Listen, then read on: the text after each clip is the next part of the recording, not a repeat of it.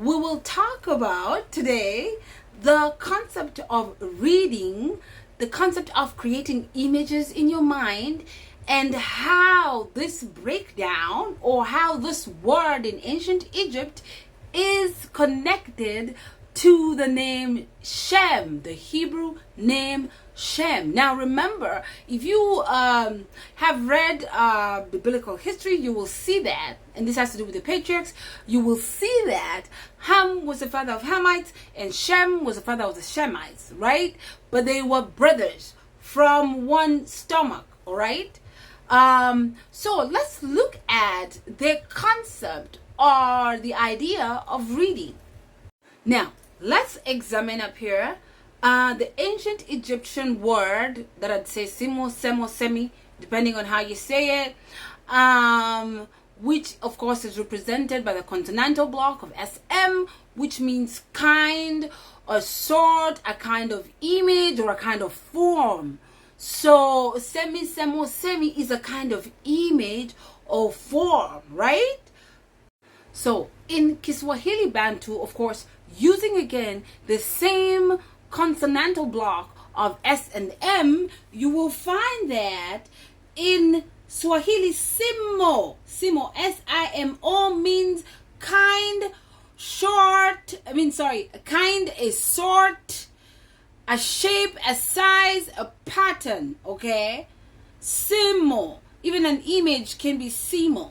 And then you will find that in Kizulu Bantu, the name Isimo, okay? The name Isimo means a shape, a kind of form, a kind of image, its shape, its nature, its characteristics, okay?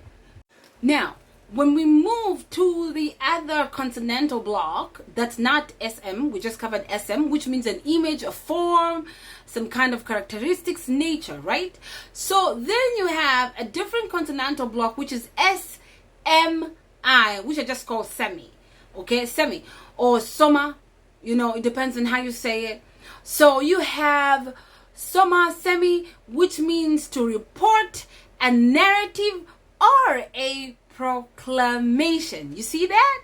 All right. Now, of course, Fergus Sherman does show the parallel of this with the ancient Egyptian, with the Swahili word sema, which means to speak forth or, utter words, right? In Swahili, another word derived out of that word sema is msemo. Msemo is a saying or a kind of proverb, okay?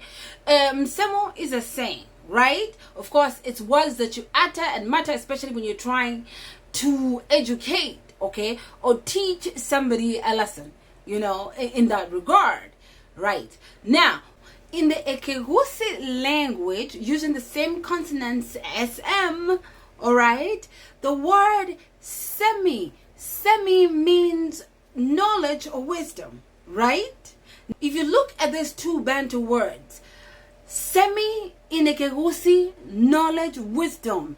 Semi, the creator. In Kikongo, sema is to create. Do you see these parallels? Because it means that for you to be able to create or be a creator, you must have knowledge that backs up that creation, right? Because God or the Most High had already thought about us, right? He had a plan. He already thought about us before he created us by, creating, of course, the earth, and then he created us. Let's go over to the Kikongo Bantu. In the Kikongo Bantu, the word semi, you see that? No different from the ancient Egyptian. The word semi in Kikongo means the creator, okay? And why did I bring that word up? Remember the idea, for those of you who are Christians, the concept of creation or the idea of creation came into being, through the mouth of God. He spoke, let there be light, and there was light. That's why Semi is the creator. Why? Because he has creative life force that oozes out of his mouth, right?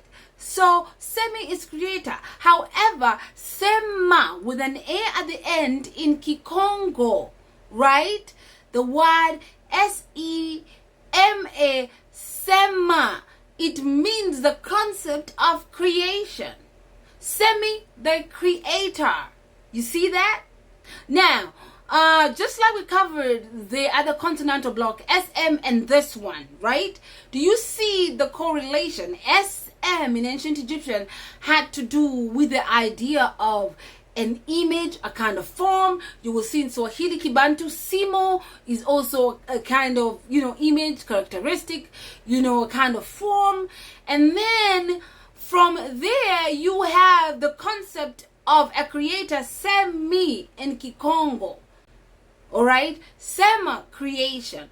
Usemi is the idea of to give a report, a narrative, or a proclamation, right? Now, you can either verbally relay your report or you can read it. So this Semi here does not just include just verbally speaking, it's also to read a report. Right? So now let's look at the other ancient Egyptian word for the concept of reading and the concept of books. Now, if you look and see, according to Fergus Shaman, you will see that the word Shemayit means books of the south, okay? And in Kiswahili Bantu, okay, Soma just means to read, okay? To read a book, right? Now, you will also find that in the Bantu Kimwera language, Shoma is a word to read or to go to school or education. All right? And then you will find in the Sesotho language, Tsomo with a T, T-S-O-M-O. It means to tell a tale, a fable, or a legend. All right? So it has to do with the idea of speaking forth words. Now, if you look at the Hebrew name, okay, the Hebrew name the Hebrew name for the meaning of the name Shem. Shem was a child of Noah, all right? His name means the name. Shem, of course, means the name. Now, you will find that the Hebrew word, okay, according to the Strong's Concordance, the Hebrew word for the word to give tidings or a report is what? Shoma. Shoma. Now, do you see the parallel with the ancient Egyptian, what we just talked about? So, while you have, according to Strong's Concordance, number 8089, Shoma in the Hebrew word means a report, a rumor, news, or fame. Right? That's Shoma in Hebrew. In Swahili, Soma. Soma means to speak forth a word. Semi means a saying. Now, when you say kumsema or sema somebody, it means to constantly speak about them. You always have your name in their mouth. That's the word sema. Okay? Now, I argue that this is actually where the Hebrew word comes from. The word Shem, okay, it means the name. Shem was the most prominent son of Noah, okay? So while you have Japheth being the firstborn, secondborn being Ham, I believe Shem was the lastborn. I think so. Or secondborn. I believe Shem was second. I think Shem was second. I'm not really sure. I'm sorry, guys. Yeah, but he became the most prominent son, and through this lineage, the Messiah was produced, right? So why was his name Shem? Because Shem, Sema, Shoma. Shoma is to give tidings or a report in Hebrew. In Swahili, Soma is to read. Sema is to speak. So Shem is he who is prominent, famous, spoken of. And you will see over here that fame is actually one of the names that have to do with the definition of the concept of Shoma. And I do believe it's related to the name Shem. Just like you will find that in the word Shema in Hebrew means to hear. Shema is to make a sound, right? Swahili Sema is to speak. Do you see how we've been robbed